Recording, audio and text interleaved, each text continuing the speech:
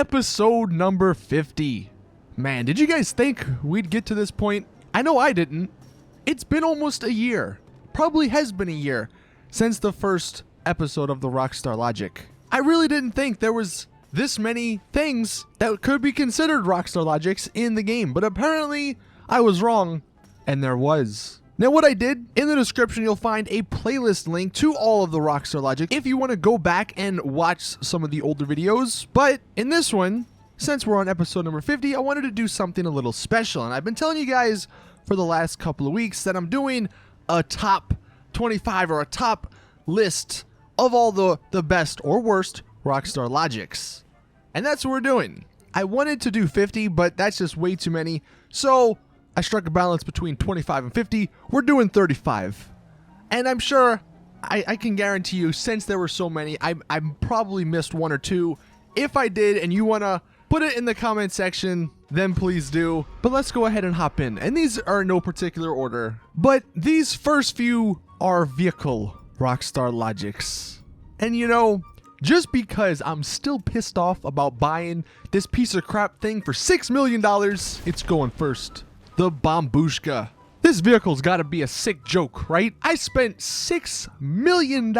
It's the most expensive vehicle in the game. And one puny little frag grenade blows it up.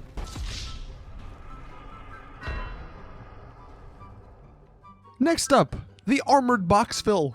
Remember that one? Oh man, I love this one. The Armored Boxville. The one that in the description says it's freaking armored. One puny little frag grenade blows it up. But guess what? With the regular Boxville, like the one that's just driven around by NPCs, it takes 3 sticky bombs to blow it up. The Wastelander, a car probably no one even remembers because no one ever uses it. I think it's kind of cool, and it is kind of fun because it basically can go into super deep water, but it doesn't have an engine. So how does it drive? Look at it. Where on this thing is the engine?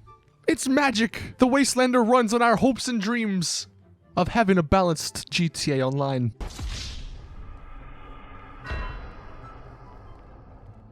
Going a little old school, this one was actually in my top 25 Rockstar Logics when I made that video, but it is still one of the most popular Rockstar Logics. A freaking tank cannot run over a tiny, puny little bush. Are you kidding me?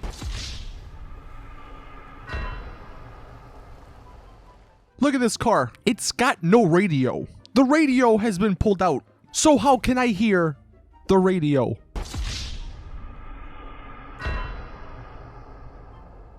Another one that I don't understand the balance here. The Cargo Bob can pick up a tank. A tank, okay? Thing's huge. Thing's heavy.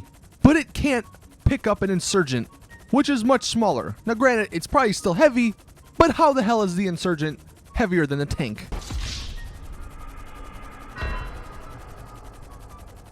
And speaking of tank, the tank versus the APC. What's the point of even having the tank in the game?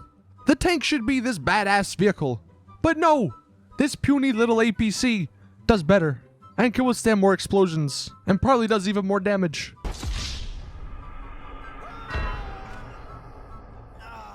And then one of my favorite Rockstar Logics for the vehicles, the trophy truck. How does this even happen? If you hit those little yellow things by the military base, the entire car just falls apart. Like, that's just so unbelievable that I love it. I absolutely freaking love it.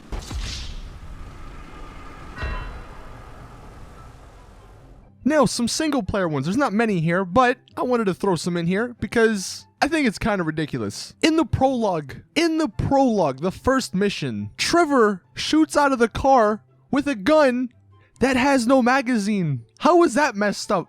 That's the first mission. I could have excused it if it was like a little side mission or something, but that's the first freaking mission, and his gun has no magazine.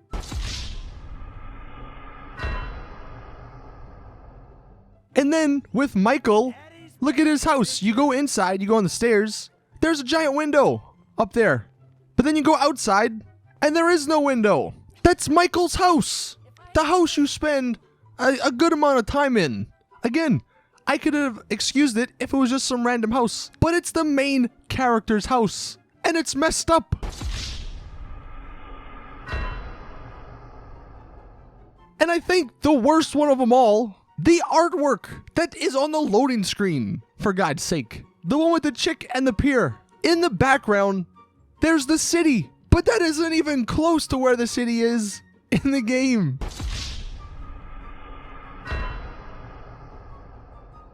Now, before we get into some just random Rockstar logics, I think one of the worst Rockstar logics when it comes to money and the pricing of stuff in GTA Online is this one. I know there are some other ones that I'm not going to mention.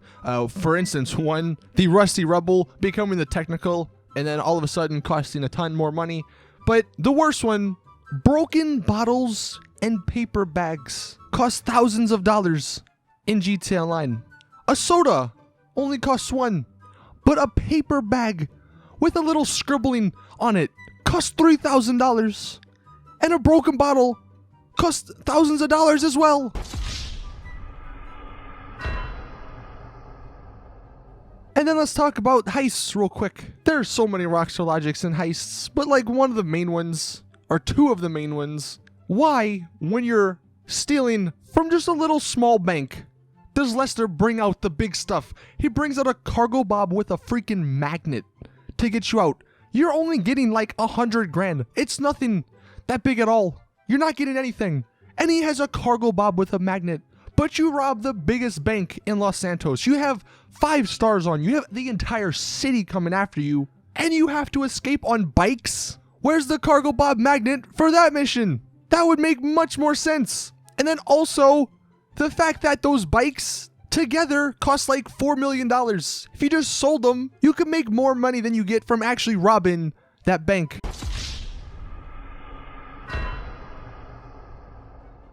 Alright, so these next ones are just a bunch of random ones. My favorite, probably. Oh, look at this turn. I know there's multiple of these, but this is my favorite one. Where does this thing point you to? There's nothing down there. It's just the interstate. So why is it there?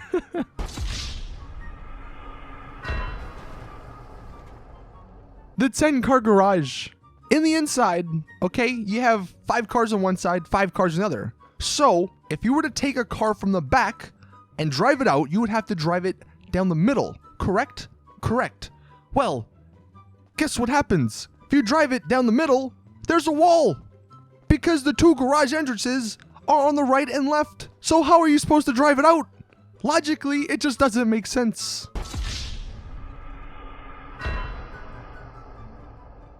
And one that doesn't make sense. You're standing on the ground next to a phone booth. You call your mechanic.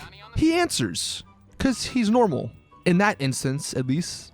But then, you hop on that phone booth, call him again, and he suddenly doesn't know how to deliver a vehicle. What's the difference between 3 feet of me being on the ground and higher up? How does that matter to my mechanic trying to deliver me my car?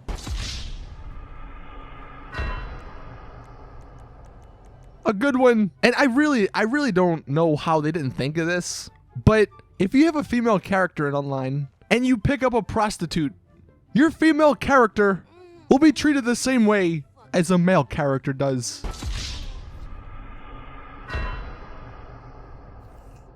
I think one of the all-time worst Rockstar logics in GTA Online is the fact that dead people can put bounties on you when you steal their cars. After you kill them, you steal their car, somehow their dead body knows your number and texts you to say, watch out, there's no bounty on you. The NPCs in this game are just incredible. Bulletproof helmets. Apparently are so good, if someone shoots a 50 caliber bullet at someone's head who's wearing a bulletproof helmet, it will actually go through, kill the person behind them, but not kill the person wearing the bulletproof helmet. That is just incredible. So if you're underwater and you don't have a gas mask or you don't have a air mask to breathe, guess what? You can just start eating, because as we all know, eating underwater will totally heal you and is totally logical.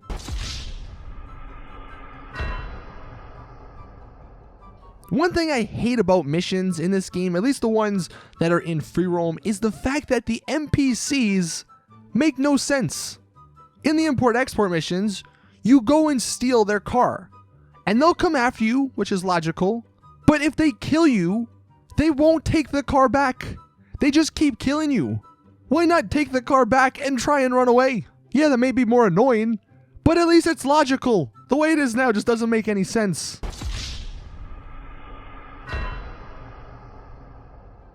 Only in GTA Online could a boat pickup not actually work in the water. Freaking, they don't even answer. Look at that.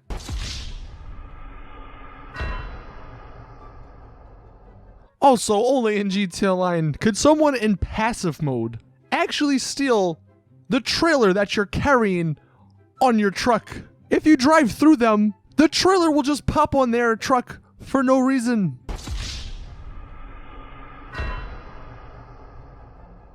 One thing that I love, and this has to be on purpose, but the weather on the internet is never right. I don't think I've ever seen it be right. It says it's sunny, and while yes, it is sunny, look how many more clouds are there. That is cloudy. It's completely wrong. This one's a great consequence of Rockstar allowing us to kill ourselves with our guns again instead of just the pills. But on your yacht, if you turn the defenses on, you will kill yourself with no gun. That is just brilliant. You can kill yourself with nothing.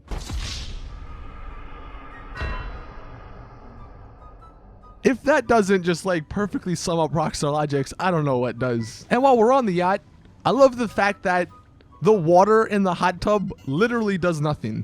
2 cars or vehicles. My oppressor is fully submerged and I can still access it. It doesn't get destroyed. I love that. Magical freaking water.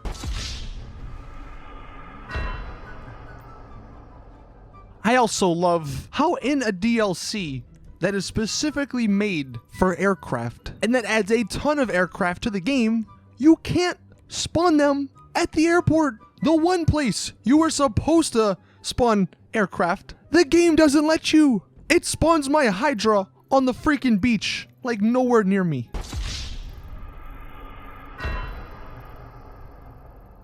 I love whoever showed us this one recently, but the fact that your mechanic in your MOC apparently doesn't have a head is just awesome. With the thermal vision, you can see either his beanie is freaking magical or thermal proof, whatever that means, or his head is just non-existent. Maybe he's an alien. There was that one alien mission. Get you thinking.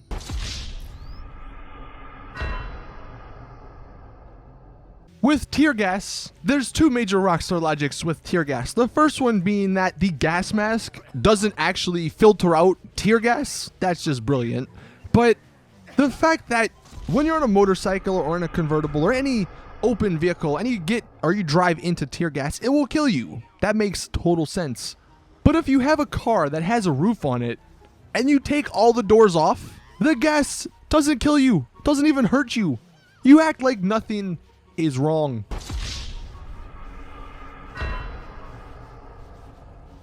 And then the military base, I like this one. You could be in a car, a bike, a helicopter, whatever, and shoot all kind of missiles down, up and down the strip in the military base, in Fort Zancudo.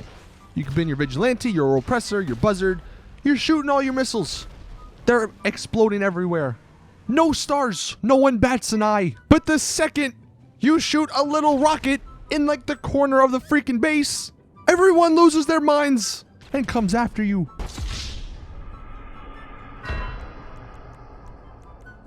I saved the best for last. Here we have some cop-ish ones to go out on. The cops in the game have no regard for NPC lives, at least when it comes to spike strips. I'm sure you could say that same statement for a lot of other reasons, but when it comes to spike strips, they'll throw them down in the street to try and stop you. But if you lose the stars and they drive away, they don't even pick them up. They just leave them there.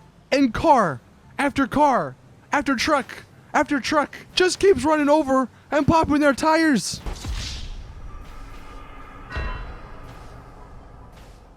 It also doesn't make sense that when a cop comes to you when you're in a gang area, that gang will shoot at the cop and will probably kill that cop. No one bats an eye in that scenario. There's not extra backup. There's not helicopter support. The SWAT doesn't come and try and help. No, but God forbid I do anything freaking wrong. Everyone is coming after me.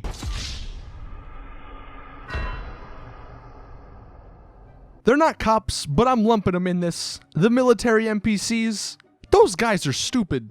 They are in freaking tanks, okay? And if you get close enough to one, instead of just backing up and shooting you from a different angle or trying to run you over, they hop out. They hop out so you can take the tank and kill them. I mean, if that's not the definition of stupid, I don't know what is. I also love how cops in the game don't care about any sort of traffic rules or vehicle rules, apart from like you running someone over, because that's just obviously makes sense, but they don't care. You could go super fast, you could run red lights, run stop signs. They don't bat an eye. No one bats an eye. But when you start drinking and driving, that's when everyone loses their freaking minds. I'm really glad ROCKSTAR have their priorities straight. They send the cops after you for drunk driving and not running into people's cars and killing them. That makes total sense.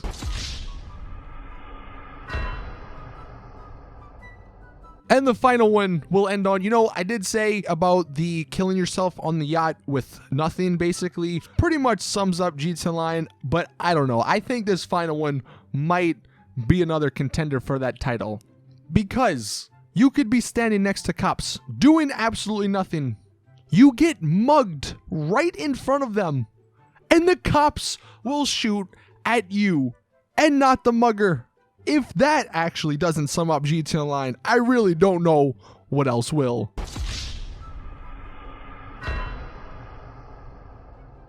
So there you guys have it. That is the top ROCKSTAR logics, at least in my opinion, that we've done over the last year. Thank you all for sticking through this series and watching it and supporting it. It really means a lot. Like I said, I really did not think we could get to 50 episodes or do this for a year.